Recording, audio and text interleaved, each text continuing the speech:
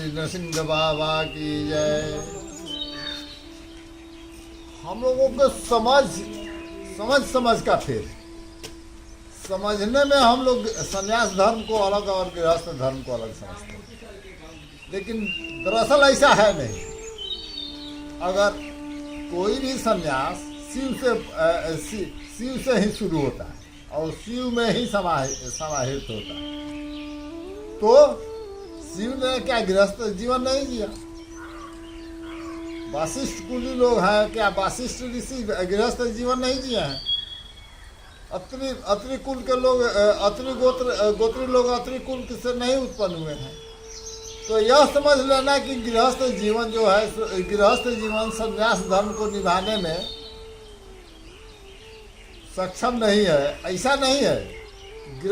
क्योंकि गीता में कृष्ण कहते हैं आश्रमों में गृहस्थ हूँ।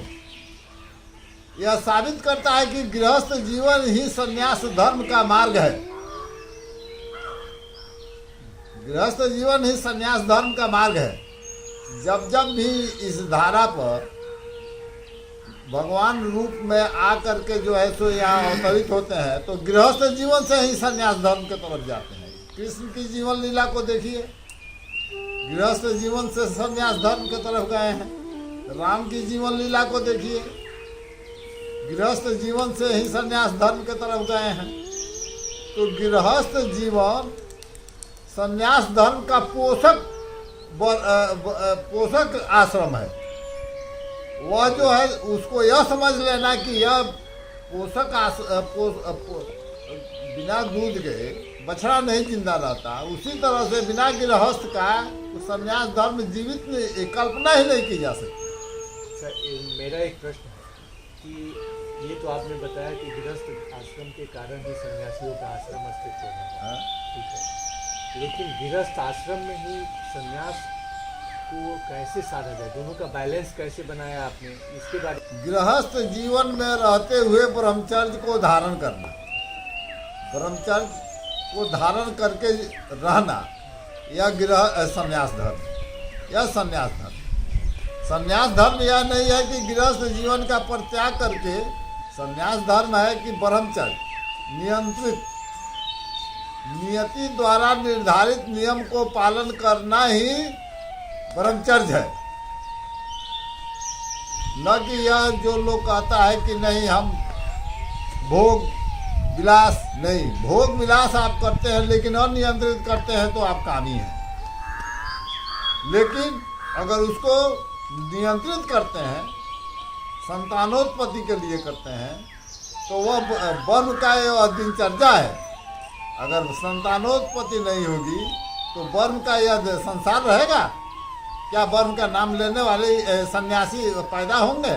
सन्यासी लोगों का तो वो लोग कहते हैं कि स्त्री का परित्याग कर दीजिए, नहीं, कामुकता का परित्याग कीजिए, उसको नियंत्रित रखिए, यह सन्यास है। सन्यास यह नहीं है कि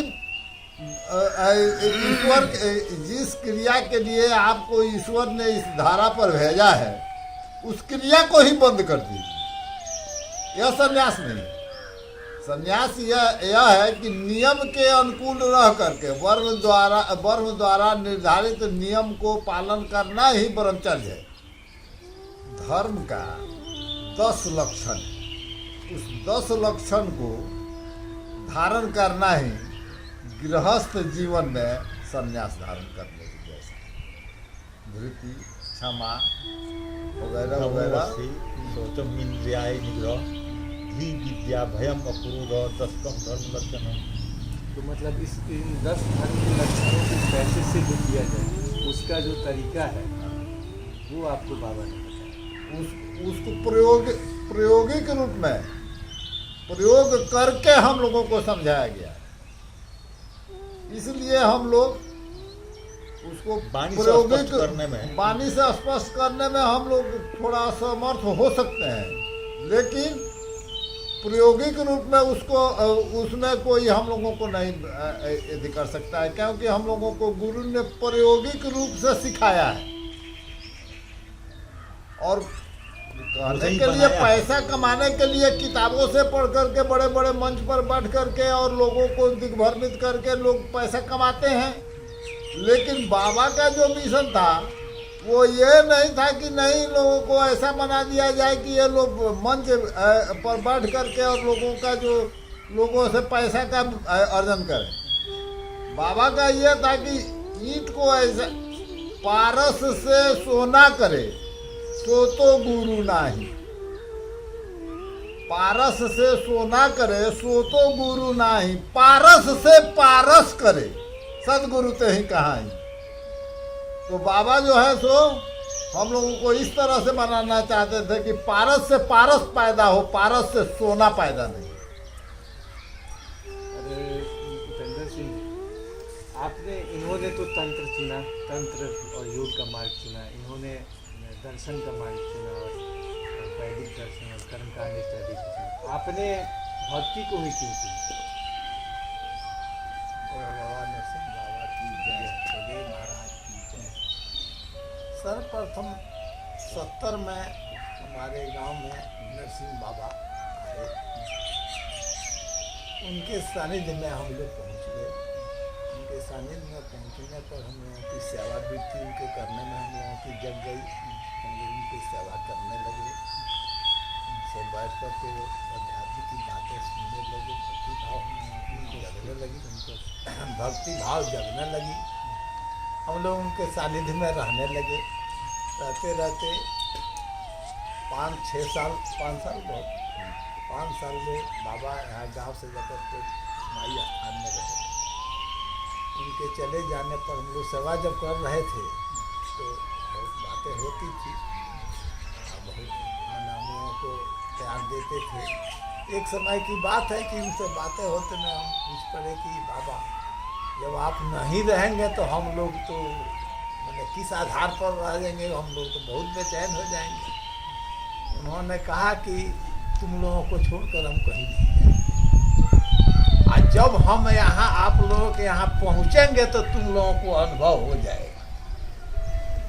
यह बात हम लोगों को मन में बस गई। यह बात नासिक की है। हम चौक थे तो हमारे स्वप्न में हनुमान जी की आकृति आई। आकर उन्होंने हमसे बोला, उस समय हम मछली मांस खा रहे, ये मांस मछली तुमको छोड़ देना है और माँ के दरबार में जाना है। तो मांस मछली तो उस समय से हमको छूट गई, लेकिन माँ के दरबार में जाना है, कहाँ जाना है अब यहाँ उस समय नहीं मालूम पड़ा। बाबा के चले जाने पर वो स्थान का काम कुछ ढीला पड़ गया। हम लोग कुछ जाकर साफ सुथरा कभी कभी कर देते थे, लेकिन वो सफाई होनी चाहिए तो बार बार नहीं होती थी। कुछ जंगल झाड़ी बहुत बढ़ गए। तो हमारे लोगों के मन में हमारे में आया उनकी प्रेरणा, माँ के दरबार में जाना है। तो इस भाव को लेकर हम जब आते जाते थे तो हमको लगता था कि इसको A to Z साफ करो। अंदर से आवाज मिलती थी कि इसको A to Z साफ करो। भावना हम जगने लगी। हम तीनों मिलकर इस पर विचार किए कि भाई पूजा होनी चाहिए। उस समय पूजा बाजारे पर होती थी और लोग मूर्ति करते थे। ऐसे हर मंदिर में इस समय जो हो रही है सो नहीं हो रही। तब हम लोगों को अपना पंडित का व्यवस्था करके सर सफाई में हम लोग संलग्न हो गए।